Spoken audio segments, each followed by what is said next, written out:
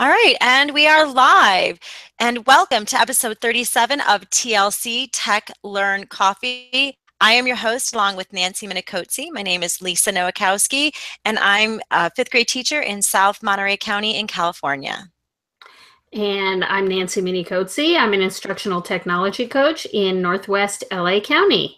Just a quick reminder of our 15-minute format, because ain't nobody got time for more than that. Nope, nope, nope. And as always, we have a coffee fact for you. So while coffee cakes do not contain actual coffee, today the cakes really are just meant to be eaten and, having a good time with your friends. However, they did used to be coffee flavored, and 2 out of 3 recipes for coffee cakes in the Fannie Farmer's 1896 cookbook had coffee as an ingredient. So there is some background there. And we would like to welcome tonight's guest, Nick Cusumano, who will be talking to us about getting creative with Chromebooks. We all have Chromebooks now in our classrooms, or many of us do. So Nick, tell us a little bit about yourself, who you are, what you do, things like that. I am a director of instructional technology in suburban St. Louis school district.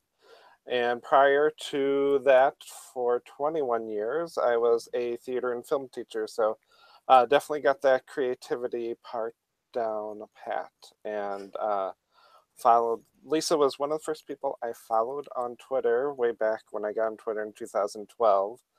And Nancy. Shut the front door. Did not know that. I was one of the people that approved, or was her evaluator for the Google Innovator Academy. Oh, wow. I didn't know that either. Well, thank you. I had a great time. From me and our connections. And it was so much fun when I got to meet Lisa in person at Q a couple of years ago. It was so much fun. Had a great time there. So that's a little bit about me and kind of what I do. I like to say I help teachers use what we have.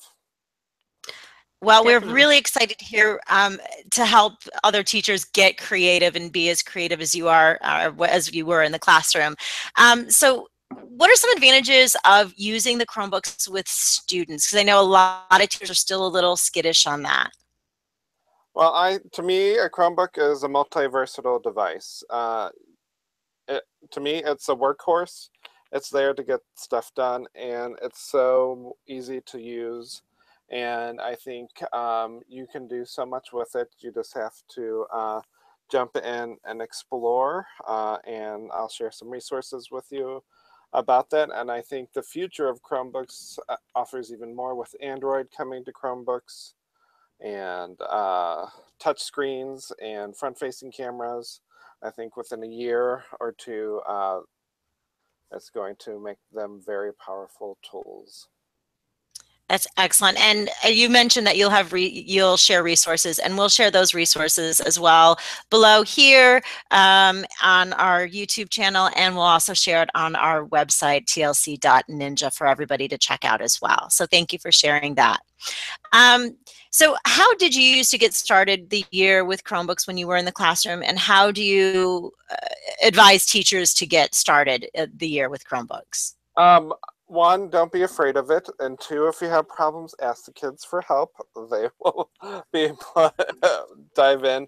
And Google Classroom is your friend. It is the best and easiest way to centralize your classroom, because you can share so many resources. And also my advice with that, just as a practical matter, don't grade it unless it goes through Classroom. They email it to you, don't grade it, because they'll continue to email it to you, and then you will have to dig through your email, and ain't no one got time for that. to quote the beginning of the show. And so don't put it in the grade book. Don't dock them points, but don't grade it until they turn it into you in Classroom. So I think that is a tool, and just get kids using it and creating it. And to me, I think the power of Chromebooks and the power of using creativity in classroom is we are preparing kids for jobs we don't even know or understand. Who would have thought that being a YouTube star would be a career? But oh my goodness, I have an 11-year-old, and these people have 22 million followers, and they all have these huge studios, and that's just from YouTube, and who would have thought? So just dive in, don't be afraid, and get exploring. And I love the advice that you said about have the kids help. I had an experience a couple of weeks ago where I couldn't, one of those ridiculous things, they flipped the screens and it was in another classroom and the teacher asked me, like, I don't know, I'm just going to send a kid over. And, and helped it out. It was perfect. And amen to the don't grade anything unless it's in the classroom, because my kids still send me stuff. I'm like, yeah, not looking at it, sorry. What are to the really good, yummy, juicy stuff. Yep. So what are some of your favorite activities that you've done or other teachers have done that are totally inspiring? I think some of the things is put the student in the driver's seat and have them express themselves, because they have to be creative problem solvers, and so have them solve some problems. Maybe you're reading a text in your ELA class, and so you have them describe that visually, or you use Canva to do that. That's one of my favorite tools to use, because all of us maybe don't feel we're an artist or not, but I think that's a great one to do. One of my favorite projects is, so I used to teach elements of plot. And so find the moments in a movie and do a screen capture of those. What's the inciting incident? When did the story begin? What's the climax of the story? When was the major conflict resolved? And do a collage of that. I like to call it sketch collaging. Because sometimes I wish I try to channel my inner Sylvia Duckworth, but sometimes I either don't have the time or I get a little too self-critical about my drawing. But I can make a really nice collage using PicMonkey or Canva and label those parts in there. And so I love that idea of taking the screenshots. That's fantastic. Because they're familiar with the story, or even have them draw it out. If you've got an artist, have them draw out those, but visually do that. This one I learned this summer at ISTE from Monica Burns is do a visual exit ticket. So use one of my, she used Adobe Spark for that, and so have them do a summarizing of the day, but do it in a social media post with putting things in there, so it's visually appealing, and what's that one thing that they took away. Yes, you could do a Google form, but look what you could share visually and then put on your website to share with parents and other other stakeholders in your schools. Yeah, I love that too. So what are some of you mentioned Canva, but what are some of your other favorite tools? So one of my favorite tools, and this is kind of a catch-all, and I love Lifehacker, and I found this about 2 years ago. It's called makerbook.net. What's in makerbook.net is all these free, great resources for photos, like linking sites with really great photos that are free to use for commercial reuse. So you're being a good digital citizen. Links to music, links to palette creators. So like you want to create a whole website and dealing with the picture of, maybe with school colors, or you've got the football game and you've got all these colors and you want to pull a color palette from that. So using one of the color palette tools on the color page.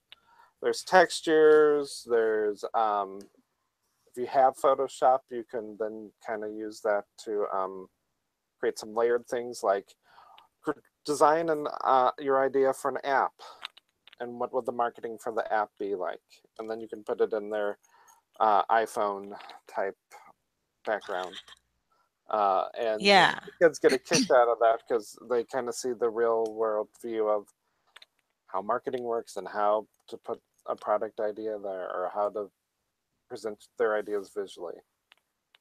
And so that's those one are of great my favorite ideas. Yeah. tools. A great one Nice. if you are a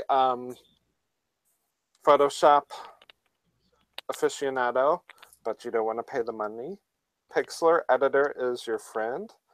All those things that you can do in Photoshop, or 90% of it.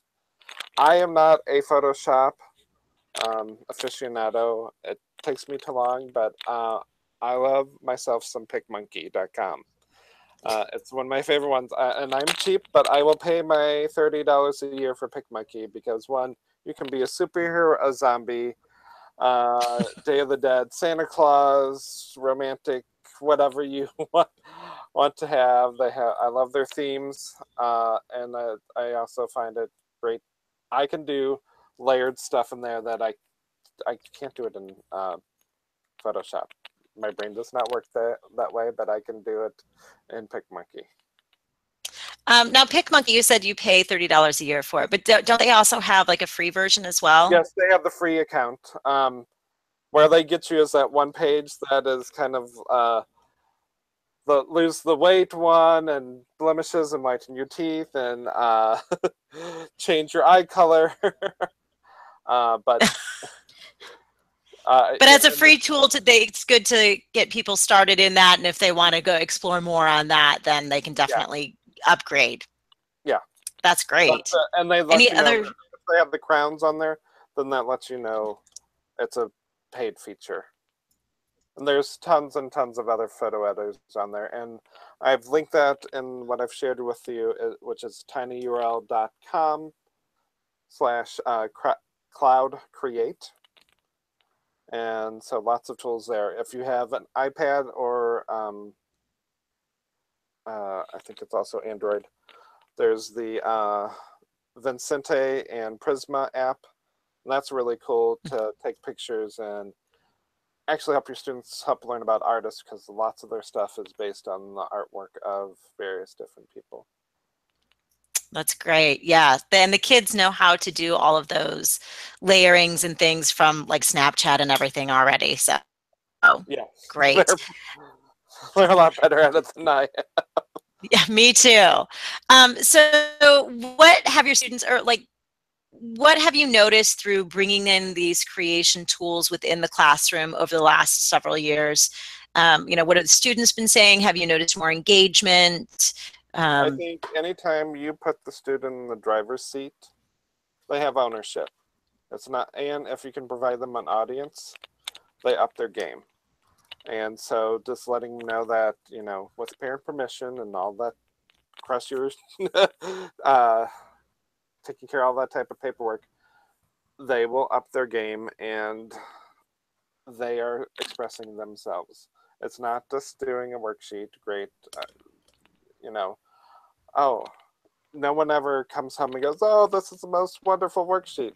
But if they've created a artwork, visual representation of their learning, they are so proud to share that. And if you can put that in your students' hands, and it pulls them in their learning, because they're actively involved and just not regurgitating stuff back to you. That's excellent. And you force them to think through the process. Which then gets into the deeper thoughts and the deeper processes. You're absolutely right. Now, we always ask for like final thoughts or final tips to get the timid person started. And every single time our guests always say, don't be afraid, just do it, just try it. I'm sure you would have the same advice as well. Is there a really good place for a timid teacher to get started? Like, this is a really safe tool that you can put in your kids' hands and feel good about it, and it's not too much trouble for the timid teacher. I would suggest, to me, I think Adobe Spark and Canva are great places to start, because they already have that format setting for you. So just go on there. You just plug in your own stuff, add your own pictures in, and Adobe Spark allows you to do video, interactive newsletter, and social media post. Oh, I didn't realize they had interactive newsletters as well. That's excellent. All right. Well, you did hear our timer, and our 15 minutes, 14 minutes goes by so quickly. And we are so thankful to you and sharing all of your resources out with everybody. So we want to thank our listeners for listening, and we hope you enjoyed the show, because I know I did. Like Nick, I followed you for years as well. And you're so creative and so talented. So that all of our listeners out there will also go ahead and leave us a comment below to tell us how you're going to do some of these things in the classroom. Like, was there a tool that you're going to try in your classroom as well? So just go ahead and leave it down below for us. And you can go ahead and join us on Monday, October 7th, when our guest will be Marie Christie, I'm going to say your name is, and I apologize if that is not how you say your last name. Okay, and I will chime in and say, please actually join us on Monday, October 2nd. Not what did I say? The 7th. Okay, the 2nd. I jump in my brain. It all makes sense. It's I know.